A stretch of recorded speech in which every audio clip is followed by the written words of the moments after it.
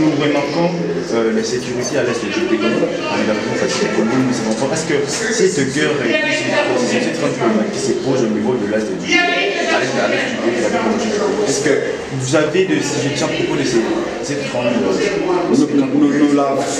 Nous l'avions déjà dit et nous les répétons encore à qui veut l'entendre que Félix Tshisekedi est limité. Félix Tshisekedi n'a pas une politique en matière de défense qui puisse sécuriser nos compatriotes du Nord qui vous décide qui veut de l'Itourie. Félix Tshisekedi a sillonné le monde entier. Il a vu qu'il pouvait voir. Il a pleuré, il a pleurniché, il a pu à témoin, il a dénoncé. Aujourd'hui, il est réduit au stade de commentateur des événements, d'analyste politique, alors qu'il a l'armée, il a la police, il a les finances pour faire la guerre et la gagner au fin de garantir l'intégrité du territoire national et sécuriser les Congolais. Pour nous, la solution à la crise de l'Est, à cette guerre d'agression, est à l'interne, ici au Congo. Et cette solution passe par des pourparlers entre les parties prenantes. Nous disons Martin Fayulu, Moïse Katumbi, Joseph Kabila et Félix Tshisekedi. Nous devons nous parler, nous devons nous dire des vérités. Nous devons avoir un même ton, adopter un même langage sévère et franc contre le Rwanda. Trop c'est trop. En 6 mois, nous sommes à plus de 600 morts. 4 territoires entre les mains des Rwandais. Félix Tshisekedi s'est embourbé dans des cessez-le-feu en cessez-le-feu. Il y a une demi-douzaine de cessez-le-feu. Tous ces cessez-le-feu n'ont produit aucun effet. Donc nous ne pouvons plus nous les rire. Nous demandons à Félix Tshisekedi de se ressaisir, d'écouter. Il est vrai que cette crise, il l'a aggravée. Il n'en est pas le fondateur ou le créateur. Donc nous sommes tous co-responsables dans la logique de trouver des solutions. Ce qui fait qu'il faut des pourparlers. Nous ne parlons pas de dialogue pour partager le pouvoir parce que nous, ça ne nous intéresse pas le partage de pouvoir dans la mesure où un pouvoir pour le pouvoir n'est pas notre élite, ne fonde pas notre élite. Mais de pourparler pour se dire des vérités. Oui, est-ce que vous pouvez imaginer que Félix Tshisekedi a envoyé sa délégation à Luanda au mois d'août 2024 ici pour dire à Kagame que nous fournirons un plan de neutralisation des FDLR alors qu'il sait pertinemment que les FDLR n'existent plus au Congo, que c'est un prétexte de Kagame. Et Félix vient de mettre de l'eau dans le moulin de Kagame en légitimant les prétextes de Kagame et des FDLR. Est-ce que pouvez-vous comprendre cela? Comment voulez-vous qu'on lui laisse encore la responsabilité de gérer cette crise sécuritaire seule, cette guerre d'agression seule? C'est à cela que nous sommes utiles. C'est à cela que l'unité, la cohésion, pour se dire des vérités est important parce que nous avons des questions à lui poser sur ses relations avec Kagame et certaines façons de faire la politique de la défense. Et après cette union, après ces pourparlers, il y aura union, il y aura cohésion. Nous allons mobiliser le peuple derrière l'armée et l'armée va faire la guerre et la gagner. L'Angola ne peut pas nous amener vers les pourparlers. Parce que les pourparlers se sont succédés, tous se sont rassemblés. Personne ne respecte les cessez-le-feu, sauf le Congo dans sa faiblesse. Donc il est à compter les conséquences. L'Angola peut nous aider. En quoi faisant? Eh bien, en nous donnant les armes et non en nous amenant à cesser le fait que seul le Congo est en mesure de respecter et les Rwandais ne respectent pas. Et puis cesser le fait à l'intérieur du Congo ne pourra que légitimer, légaliser, banaliser, voire même normaliser cette guerre d'agression. Comment pouvons-nous garder silence alors que les serpents est dans notre chambre? Voilà ce que la Mouka et ADD Congo nous pensons. Il faut l'unité et maintenant. Merci beaucoup. Est-ce que lancer une guerre au propos de cette grande problématique, ce sera vraiment une solution?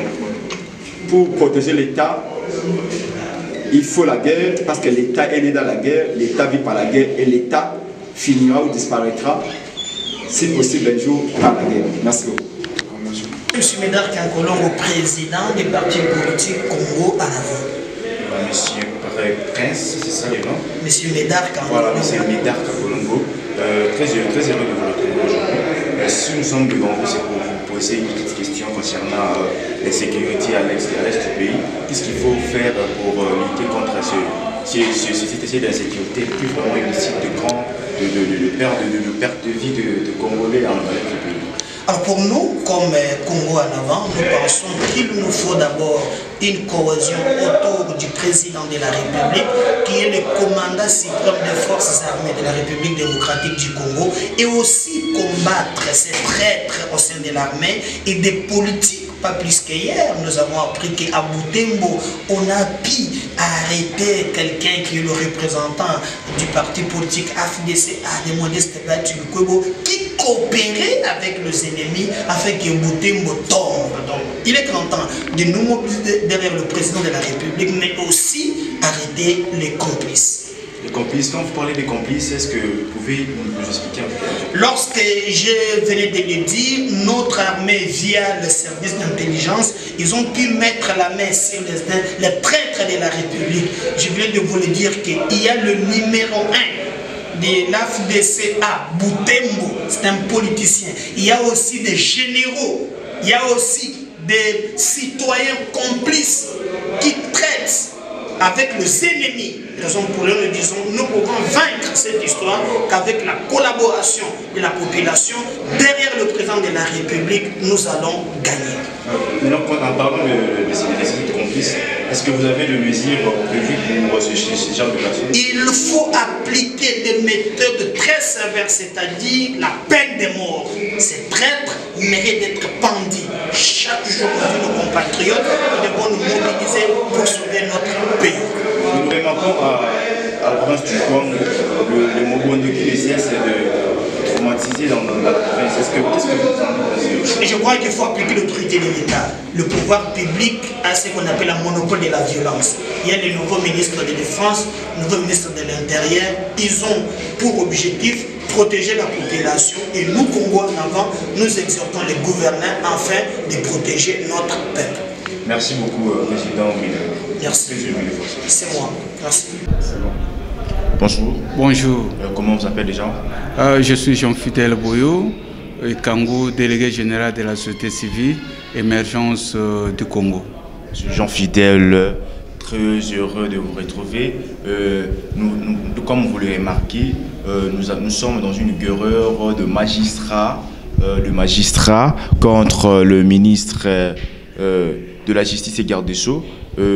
Qu'est-ce que vous en dites et qu'est-ce que vous en pensez de ce grand problème qui a vilipendé la vie de certains magistrats? Bon, je pense que ce n'était pas en fait entre les magistrats et le ministre, c'est plutôt entre les syndicats autonomes des médecins et le ministre. Vous savez, le syndicat est là pour protéger les travailleurs. Dès lors que le syndicat estime que l'autorité exécutive, qui est le ministre de la Justice, tente exposer les syndiqués de ce syndicat, eh ben, le syndicat a le droit de rompre avec le silence et exprimer exactement ce qui se passe. Mais c'est très important de retenir que c'est un débat très nécessaire pour nous parce que le système politique pose de sérieux problèmes. Vous savez, selon la Constitution, on parle de l'indépendance du pouvoir judiciaire. Et dans la même Constitution, on dit que le ministre est le responsable de son département. Maintenant, dans la composition du gouvernement, on met un ministre de la Justice. Alors pour le ministre, comme homme politique, lui considère que la justice est son département et en tant que département, il va continuer à donner les injonctions. Mais on constate à un certain moment que ces injonctions traversent les limites constitutionnelles par rapport à l'indépendance du pouvoir judiciaire. Il y a des débats à se poser sur cette question. J'ose croire qu'il serait souhaitable que le président de la République, dans sa nouvelle vision de la République, qui n'est autre que la nouvelle Constitution, éclaire cette histoire. Il faut vraiment faire ressortir le degré d'indépendance de la justice pour pallier à tous ces débats.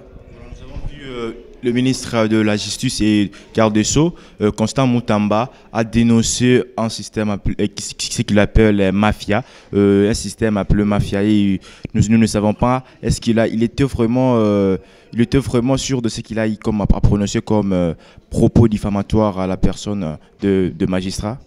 Non, moi je ne qualifie pas ces propos parce que je n'ai pas compétence de qualifier les propos de son Excellence, mais ce qu'il faut retenir que si notre justice n'est pas effectivement indépendante, c'est parce que la politique de notre pays ne favorise pas ce que nous ayons une justice équitable, une justice non corruptible, une justice correcte. C'est tout ce dont la politique est. Nous osons croire que nos politiciens vont revenir à la raison pour remettre les choses dans un bon chemin. Merci beaucoup, M. Jean-Philippe. Très ému de vous entendre. Merci beaucoup. Merci beaucoup. C'est moi qui vous remercie.